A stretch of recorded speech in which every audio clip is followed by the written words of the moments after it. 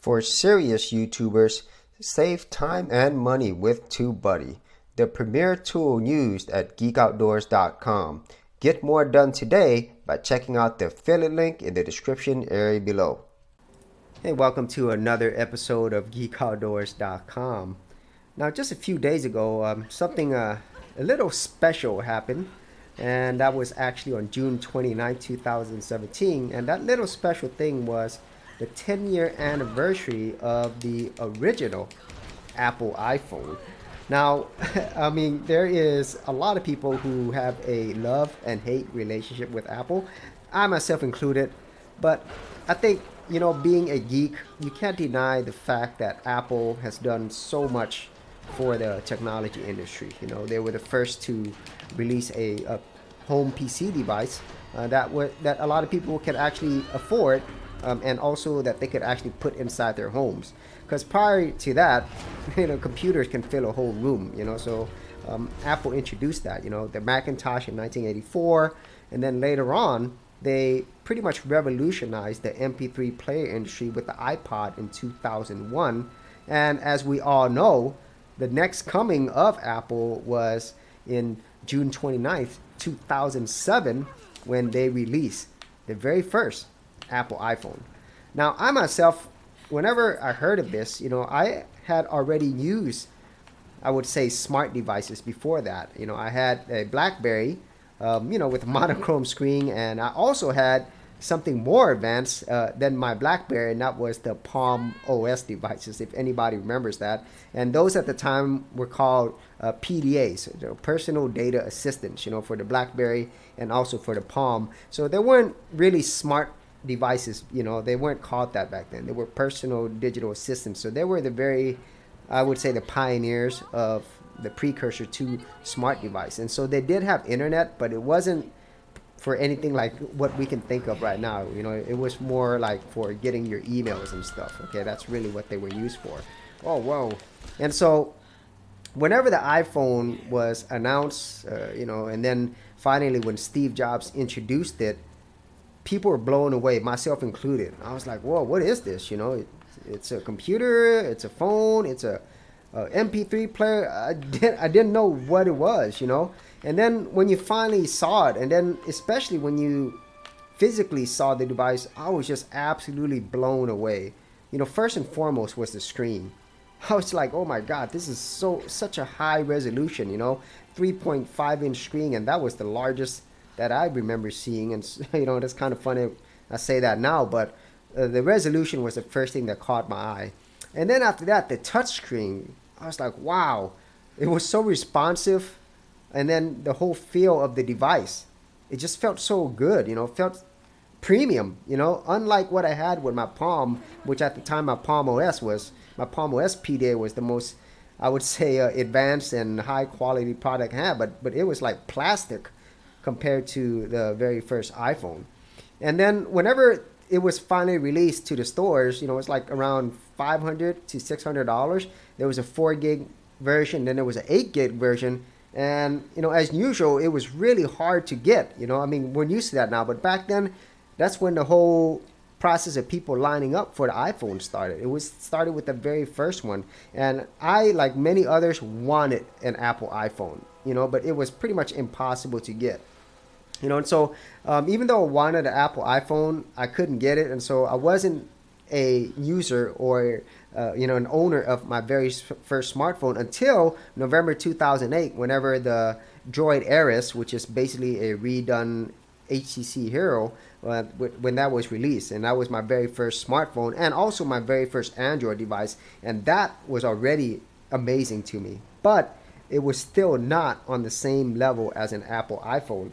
And it took many years before I could say, wow, there's something that's close to an Apple iPhone, mainly with my very first HTC One device. Okay, that probably was the best build quality Android phone that was available at the time, and I absolutely loved it. But still, the software especially was not as polished, and it wasn't to the same level as the Apple iPhone. And also the Apple iPhone at the time, it introduced the whole App Store in the whole smart devices, okay, smartphones. And so, at the time, the Apple iPhone, once again, you could think what you will about the Apple iPhone now, but at the time, it was so revolutionary. Okay, now Apple is known for taking older, or I wouldn't say older, but pre-existing technologies, and then just making it more polished. Okay, just making it better. And that was the whole point of that.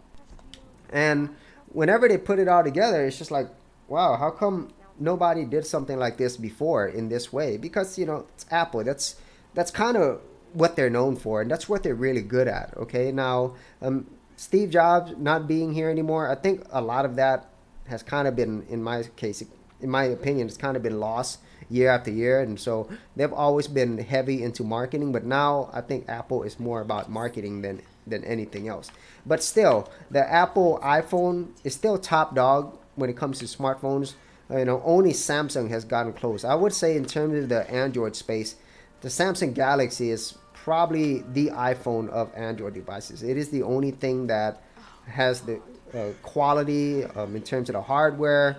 Software can be debated, but it's probably the only one overall that I would say it's pretty much on par or better in some cases than the iPhone. Okay, I mean, you could argue there's Google Pixel and LG and everything else, but when it comes to the Apple iPhone, it's very few companies can even come close to what they can do. And I'm not saying from a technology standpoint, because obviously I think there's better hardware options with Android, but it's just the fact that Apple, they put everything together in one cohesive ecosystem and package.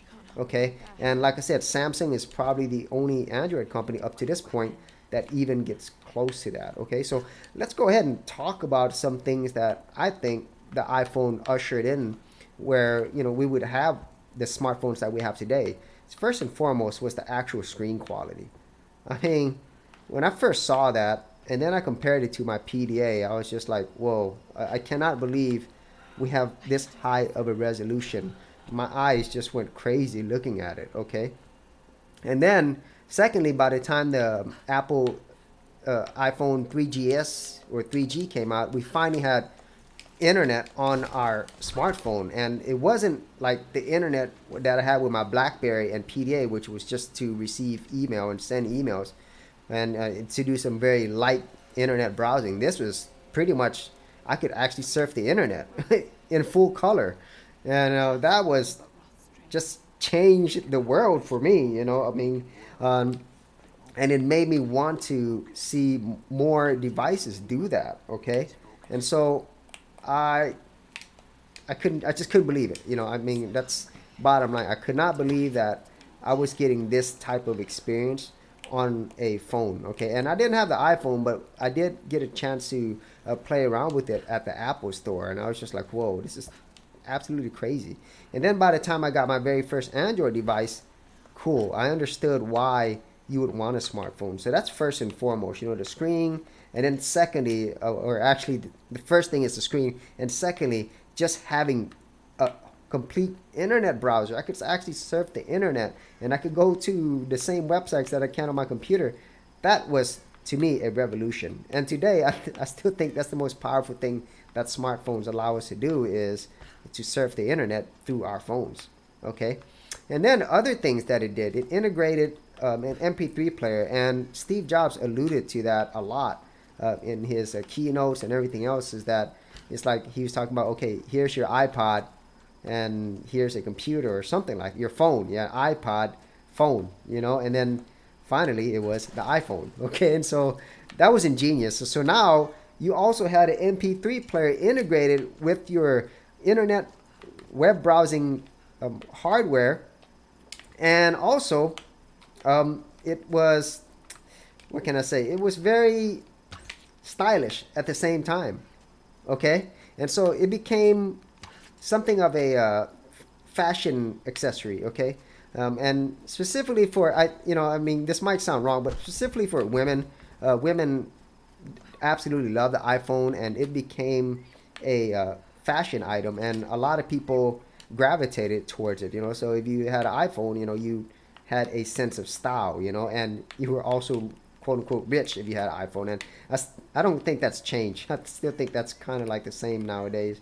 where it is a fashion accessory, as well as being a technology and status device. Okay, so the iPhone introduced a lot of those things in a way that I don't think any other manufacturer had before, and even to this day, they're still, obviously they are a leader in this space. Okay, and then as you started seeing, whenever the first iPhone released, you saw lines, people waiting for it, for a phone. But at the time, it wasn't really a phone. It was a revolution, right?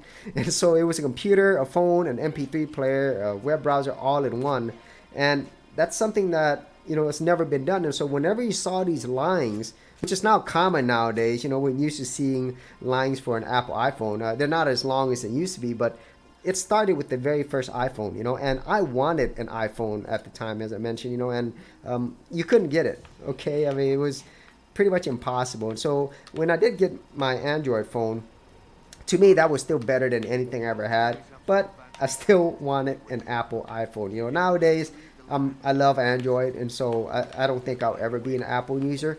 But if I would have got an Apple iPhone when it first came out, or even if, a few generations afterwards, who knows, I'd probably be an Apple iPhone devotee at this point.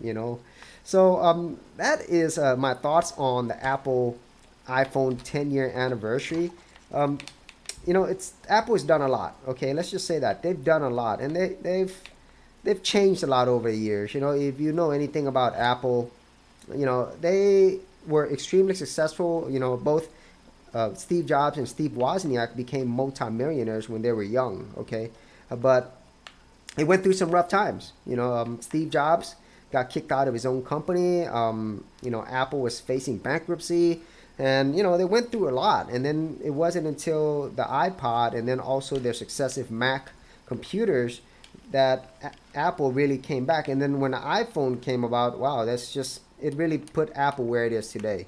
And who knows where Apple would be in the next few years. They're not going anywhere because they have so much money. But I really do hope that Apple goes back to what they were known for. They are definitely known as a marketing company more than anything else, but back then they were primarily known as a creative technology company. And, I would say technology company, creative company first, and then marketing company second would be awesome for Apple. It would actually make me want an Apple device, and maybe, who knows, maybe an Apple iPhone. So if you had any thoughts on the Apple iPhone anniversary or Android or anything else, be sure to leave it in the comments area below. I'd kind of like to know some of your thoughts on the whole Apple brand and, the iPhone especially, and if it really made any changes to your life, And also, if you are an Android user, which a lot of people are, what do you feel about Android, the state of Android versus Apple nowadays? Okay, I don't really think of it too much anymore, because Android itself, it's the difference between an Apple iPhone and an Android device. There's not a lot of difference nowadays. Okay, whereas back then you could still see a huge gap between Android and Apple. And so, yeah, I'd like to know your thoughts on that as well. Okay, so if you did get value out of these videos, leave a like and subscribe. And as always, if you did want to support my channel further, you could do that at patreon.com/Geek Outdoors. Thanks for checking out this episode. And as always, if you like these videos, be sure to click on the subscribe button. And for full written content, audio content, and additional geek stuff, head over to geekoutdoors.com. And I'll see you outdoors on the very next episode.